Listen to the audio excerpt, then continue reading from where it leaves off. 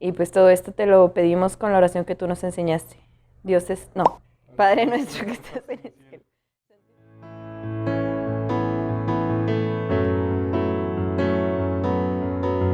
Y en ese momento fue como el shock de mi vida. Ahí fue cuando cambié completamente lo que era.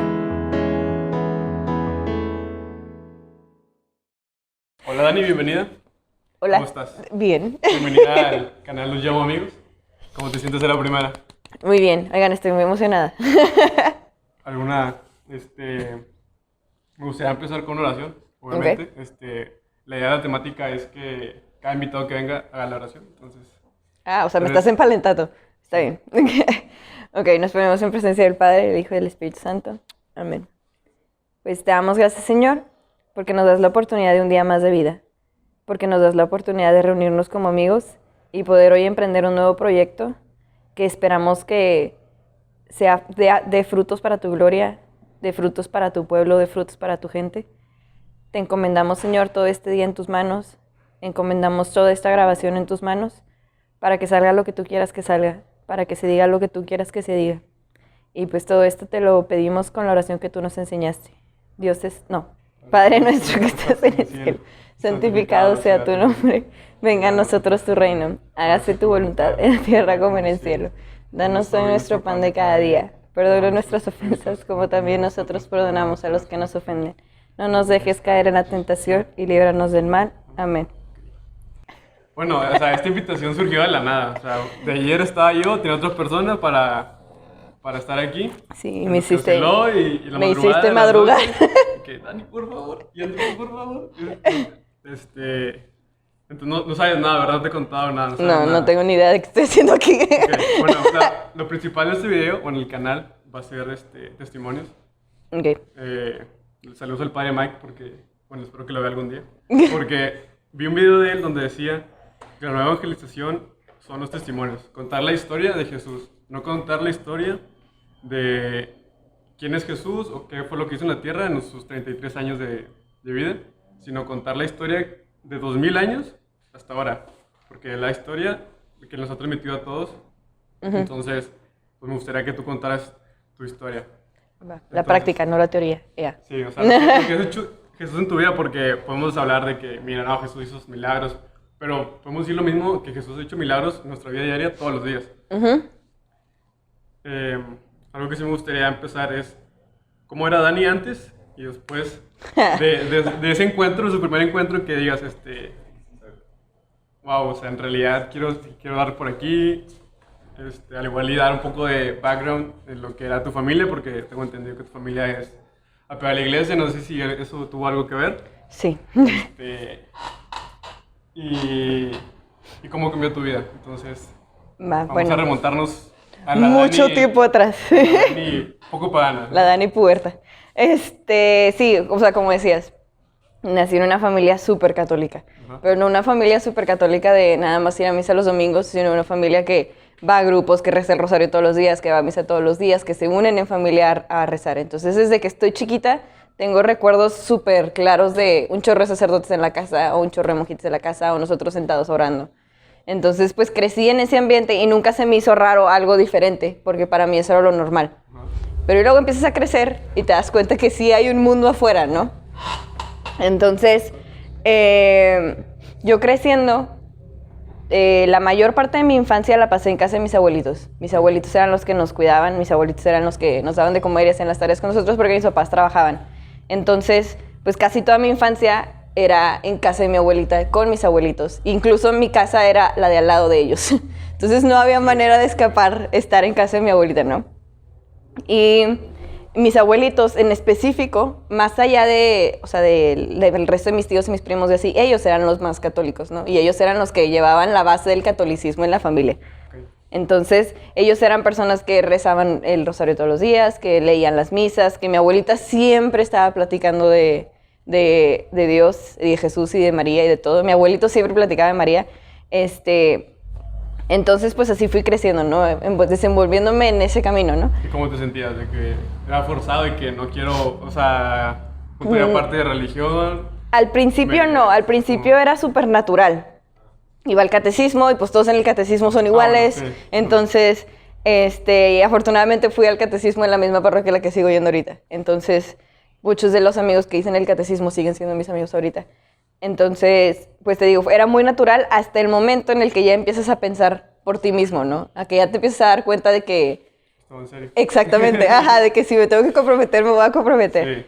Y decidí no hacerlo. Okay. Pero porque, te digo, mis abuelitos eran muy católicos. Y luego, pero mi abuelito también era una persona que tenía muchas enfermedades, ¿no? Era un señor grande que le gustaba comer, entonces pues tenía diabetes y no se cuidaba, ajá. Entonces, lo primero que tuvo fue una embolia. Y mi abuelito era un músico. Entonces, mi abuelito amaba tocar la guitarra, amaba cantar, cantaba súper bien. Y tenía la tradición de hacernos una canción a todos los nietos cada que nacíamos. Entonces, yo me acuerdo perfectamente bien de la canción que él me hizo a mí y estoy segura que Andrés se acuerda de la suya. Sí, todavía me acuerdo. O sea, incluso de la tonadita y todo, la tengo implantada en mi cabeza. Entonces, y la cantó en una de mis fiestas de cumpleaños. Entonces, pues te digo, a mi abuelito le dio una embolia y ya no podía tocar la guitarra, ¿no? Entonces, me acuerdo de ese momento donde él quería de que agarrar la guitarra y poder poner un acorde y no podía. Entonces, pero tú veías en su cara que él estaba triste, pero no te decía nada. Te decía que mañana lo trato otra vez. Okay. Entonces, y esa embolia fue evolucionando un poco más porque pues se le paralizó todo un lado del cuerpo y luego pues perdió una pierna y ya no podía caminar y mi abuelito manejaba un taxi, entonces ya no podía manejar su taxi tampoco. Ya no podía tocar música y luego se empezó a complicar todo y le dio cáncer, pero nos dimos cuenta ya muy tarde. Entonces él ya no tuvo la oportunidad de tener una quimioterapia, aparte de que ya era una persona muy grande, y ya no tuvo la oportunidad de, pues, tratar de vivir un poco más, ¿no? Entonces tuvimos que adaptar el cuarto, la sala de mi abuelita a un hospital, teníamos una cama de hospital, teníamos los sueros y todo ahí. Y pues poco a poco como familia fuimos viendo cómo pues se iba decayendo, ¿no? Sí. De ser una persona de que pues que estaba grande, era una persona súper flaquita, de ser una persona que comía un chorro y luego ya no comía nada. Entonces me acuerdo de la última noche que estuvimos ahí en la casa de mi abuelita, estábamos todos, porque pues ya sabíamos que eran los últimos días. Entonces pues estaba toda mi familia ahí, somos una familia pues bastante grande, súper grande. Entonces me acuerdo estábamos todos ahí y mi abuelito dijo que quería comer tacos de frijoles. Entonces, sí, súper extraño. Tacos de frijoles. Y nosotros sabíamos que si comía frijoles, pues le iba a hacer daño. Si comía tortillas, le iba a hacer daño. Pero en ese punto ya fue que sabes que ya no importa. O sea, ya, pues que coma lo que quiera, ¿no?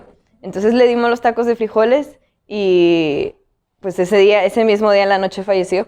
Y el día siguiente en la mañana me acuerdo que yo me levanté para ir a la escuela y me marcaron de recepción, que ya nos teníamos que ir Andrés y yo temprano.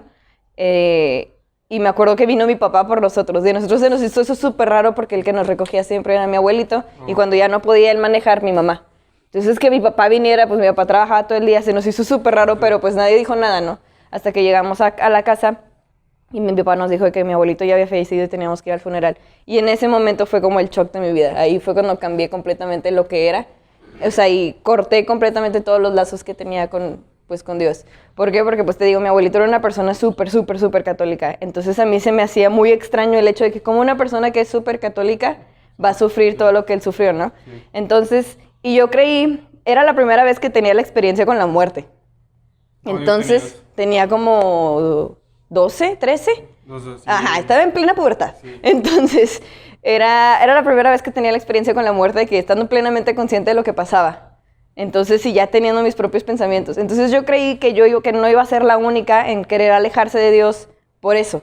Entonces, yo creí que toda mi familia también se iba a querer alejar de Dios y que todos íbamos a seguir nuestro camino, pero apartados, ¿no? Okay.